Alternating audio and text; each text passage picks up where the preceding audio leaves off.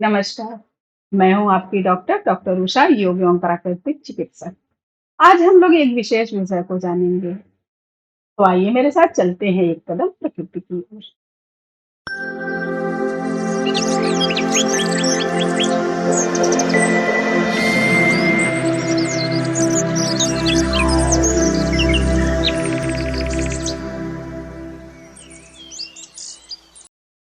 आज 2 अक्टूबर है। आज के दिन हमारे देश में 2 विभूतियों का जन्म हुआ। एक है हमारे राष्ट्रपिता महात्मा गांधी और दूसरे स्वर्गीय प्रधानमंत्री श्री लाल बहादुर शास्त्री जी। श्री लाल बहादुर शास्त्री जिनको हम लोग गुदरी के लाल श्री लाल बहादुर शास्त्री जी के नाम से जानते हैं। वो एक अति साधारण परिवार में जन्म लेने के बावजूद भी अपनी कर्मठता, अपनी विद्वत्ता के वजह से प्रधानमंत्री बने और प्रधानमंत्री पद को गौरवान्वित किया। राष्ट्रपिता महात्मा गांधी एक शख्स नहीं है, एक विरासत है। महात्मा गांधी को जो सबसे अलग बनाती है वो है उनके प्रयोग और उनके सिद्धांत।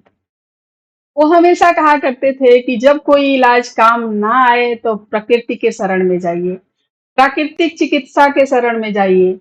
प्रकृति आपको अपना लेगी, आपको निर्मल कर देगी, आपको रोग मुक्त कर देगी। उन्होंने खुद प्राकृतिक चिकित्सा को आजमाया और अपनाया था। उनका मानना था कि किसी भी बीमारी को अगर आप ठीक करना चाहते हैं, तो एक ही पद्धति सबसे कारगर है और वो है नेचुरोपैथी।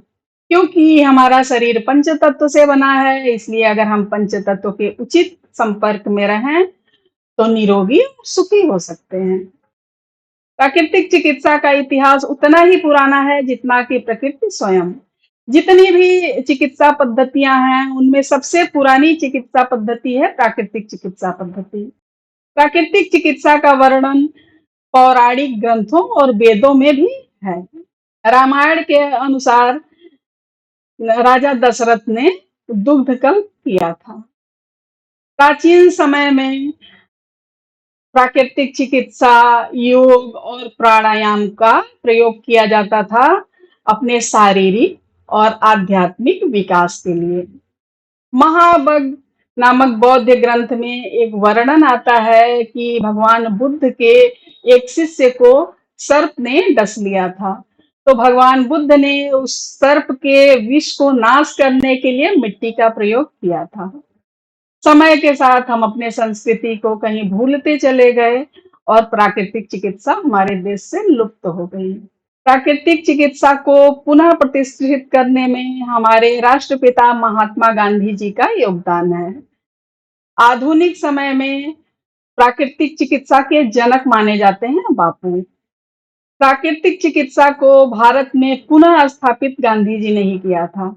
ये इस पद्धति को लेके आए थे साउथ अफ्रीका से। गांधी जी खुद एक महान प्राकृतिक चिकित्सक थे। प्राकृतिक चिकित्सा पे विश्वास करते थे, प्राकृतिक चिकित्सा का उपयोग करते थे। वो हमेशा ध्यान देते थे कि उनका आहार हमेशा सात्विक और शुद्ध हो। आज के 100 साल पहले कंद मूल फल को श्रेष्ठ समझने वाले बापू का आहार आज आधुनिक काल में खरा उतरा है। अपने स्वास्थ्य को लेकर सलाह लेने वाले को भी बापू यही सलाह देते थे।